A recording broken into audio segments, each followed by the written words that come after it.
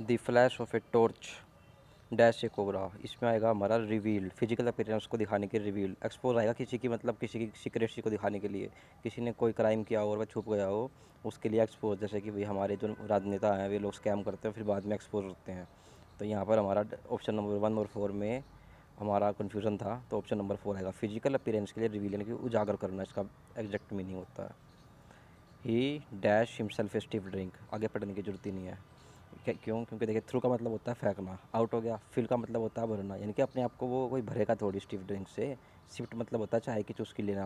यहाँ पे पोर्ड आएगा, अपने गले के अंदर उसने एक काफ़ी हार्ड ड्रिंक उड़ेल ली। जैसे हम फिर मूवीज़ में देखते हैं बंदा एक ही दम से अल्कोहल लेता है और पी जाता है, यानी कि अपने गले के अंदर एक तरीके से उड़ेल लेता है।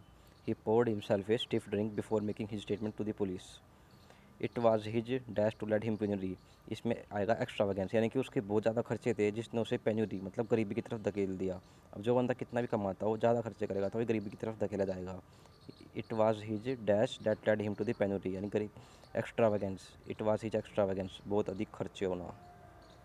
Gita was known to be a dash so nobody interest him important work. इसमें आएगा स्ट्राइकर, ऑप्शन नंबर 4। क्यों आया? क्योंकि गीता जो है अपने काम से जी चुराती है। स्ट्राइकर का मतलब होता है, शिरकर का मतलब होता है काम से जी चुराना। अब जब वह काम से जी चुराती है तो कोई भी उस पर भरोसा नहीं करता कि उसको कोई वो वर्क दिया जाए, इंपॉर्टेंट काम दिया जाए उसको। Option number 4। The statue was so dash everybody stared at him in horror. Statue was so grotesque, यानी कि बहुत ही घिनौना स्टैचू था कि हर कोई उसकी तरफ डर की भावना से देखता था। He was caught red handed and could not refute the charges. अब चार्जेस के लिए हम रिफ्यूट यूज़ करते हैं कि भाई वह जो है रंगे हाथों पकड़ा गया और वह अब चार्जेस को नकार नहीं सकता। Could not refute the charges. Revoke होता है डांटना। रिब्यूक ऑप्शन नंबर 3 होता है डांटना। रिवोक होता है रद्द करना। रिफ्यूज़ होता है मना करना। मना मतलब सिंपली जैसे कि आप मुझसे पूछो कि मार्केट चलना है, मैं रिफ्यूज़ कर दूँ, तो यहाँ पर रिफ्यूट नहीं आएगा, रिफ्यूज़ आएगा। अगर जब आप मुझसे पूछेंगे ना कि भाई मार्केट चलना है आपको, मैं रिफ्यूज़ कर दूंगा, ना कि रिफ्यूट। रिफ्यूट होता है भाई ऑफिशियली किसी चीज़ को मना करना, डॉक्यूमेंटेशन के थ्रू प्रूव करके दिखाना। अब यहाँ पर वो प्रूव नहीं कर सकता, तो could not refute the charges, option number 1 correct answer. Unhappy about the treatment meted out to her. Shanti demand justice. Shanti खुश नहीं थी, जो उसके साथ बिहेवियर हुआ उसके उसके लिए वह खुश नहीं थी, तो उसने वो सिफारिश ली, यानी कि काफ़ी मतलब काफ़ी जोश से, काफ़ी गुस्से से जस्टिस की डिमांड की। The police spread tear gas dash on the protest. इसमें आएगा इनडिस्क्रिमिनेटली, यानी कि पुलिस ने भीड़ के ऊपर टीयर गैस फेंकी बिना भेदभाव के, इनडिस्क्रिमिनेटली, ऑप्शन नंबर 4। जो टफ होंगे वे बहुत अच्छे से एक्सप्लेन करूँगा। We are happy to dash the receipt of your order number 4071 dated 3.396। इसमें आएगा वी आर हैप्पी टू। अब देखिए, happy to acknowledge the receipt of your order number, इसमें ऑप्शन नंबर 3 आया। अब इसका मतलब क्या होता है? जैसे कि मैंने आपके पास मैसेज कर दिया व्हाट्सएप पे और फिर मैं आपको फ़ोन करके कहता हूँ भाई मैंने तेरे पास मैसेज कर दिया है, उसको तू चेक कर ले, उसको कहते हैं अक्नोलेज कराना। यानी कि मैंने मैसेज किया पहले आपको, फिर आपको बताया फ़ोन करके भी मैसेज क्या है, उसको पढ़ ले, देख लिया आपने ऐसे करके। अब इसके अंदर उन्होंने कहा अभी रेसिप्ट नंबर ये वाला हैप्पी टू अक्नोलेज यू। आप समझ गए होंगे मैं क्या कहना चाह रहा हूँ। ऑप्शन नंबर 3 अक्नोलेज का एग्जैक्ट मीनिंग क्या है? All jobs are respectable dash of their nature. इसमें आएगा हमारा irrespective, option number 4। All jobs are respectable irrespective of their nature. अब ऑप्शन नंबर 3 कैसा आया? ऑप्शन नंबर 1 तो नहीं आएगा, इरिलीवेंट तो नहीं होंगी कोई भी जॉब अपने नेचर के। इमैटेरियल, ये तो भी मटेरियल की बात होगी। ऑप्शन नंबर 4 इरिस्पेक्टिव, इरिस्पेक्टिव की क्या बात होगी भाई, आप खुद सोचिए। तीनों ऑप्शन बाहर हो गए, ऑप्शन नंबर 3 बचा सिर्फ।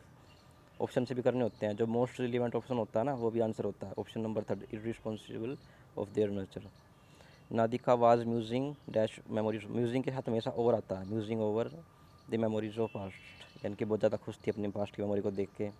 The lame boy tried to climb up the staircase without dash help, without any help. भाई लेम बॉय लंगड़ा लड़का जो है स्टेयर केस चढ़ रहा था बिना किसी हेल्प के, without any help. Each school has its own set of rules dash all good people should follow them. And आएगा, option number 4। Each school has its own set of rules and all good people follow them. हर एक school के अपने अपने rule होते हैं और good people को उसे फॉलो करना चाहिए। एंड आएगा, बट नहीं आएगा, और नहीं आएगा, सो नहीं आएगा, only option 4। On my return from a long holiday I had to catch up with a lot of work, यानी कि वही कोई बंदा बाहर गया था छुट्टी पर और जैसे ही वो आया तो उसको पीछे का भी काम करना है और जॉब चल रहा है वो भी करना है, तो कैचअप आएगा। Only one of the boys, अब देखिए ओनली वन के साथ ना हमेशा प्लूरल नाउन आएगा, जैसे only one of the boys plural noun आ गया। अब इसके बाद वर्ब आएगी singular, has, option number 2, has not done their homework, याद रखना इसको। ओनली वन ऑफ के बाद नाउन आएगा प्लूरल और उसके बाद singular verb. Hopes of settlement depends on the dash of discussion, अब होप जो है वो आशा है सेटलमेंट की, वो सिर्फ और सिर्फ जो आपने डिस्कशन किया है उसकी आउटकम पर डिपेंड करती है, option number 2। We must avail our self, avail के हाथ हमेशा अवर सेल्फ आता है, याद रखना। Avail our self dash every opportunity, avail our self of every opportunity that comes in our way, ये प्रोपोजिशन है, आप देख लें खुद से सही सही सेट हो रही है, ऑप्शन नंबर 1। ऑन इन सब मतलब आप खुद से आके देख लेना, बैठेंगी नहीं, ऑप्शन नंबर 1 सही बैठ रहा है। और ये याद रखना we must avail our self होता है। It is time we, it is time का बहुत इंपॉर्टेंट रूल है, it is time, high time, कोई भी आ जाए वर्ड ऐसा उसके हाथ में ऐसा वर्ब की सेकंड फॉर्म आती है, it is time we acted with the determination, option number 2, it is time we acted, option number 2। when the thief entered the house the inmates dash in the hall, जैसे ही चोर hall के अंदर घुसा, inmates जो थे तो उसमें रहने वाले थे वे सो रहे थे, option number 2 were sleeping. 700 man work for 10 year to dash Borobudur temple in the Java, यानी कि 700 लोगों ने 10 साल तक काम किया जो बोरबुडूर टेम्पल है उसकी ग्लोरी को वापस लाने के लिए, तो रिस्टोर आएगा, रिस्टोर द बोरबुडर टेम्पल ग्लोरी। अब रिवाइव नहीं आएगा, रिवाइव होता है किसी लिविंग चीज़ को दोबारा ज़िंदा करना, क्रिएट तो बनाना हो गया, गिव देना हो गया, तो ऐसे आउट हो गए। ऑप्शन नंबर 1 और 4 में कन्फ्यूज़न था, तो रिस्टोर आएगा उसकी ग्लोरी को वापस लाने के लिए। Thank you guys.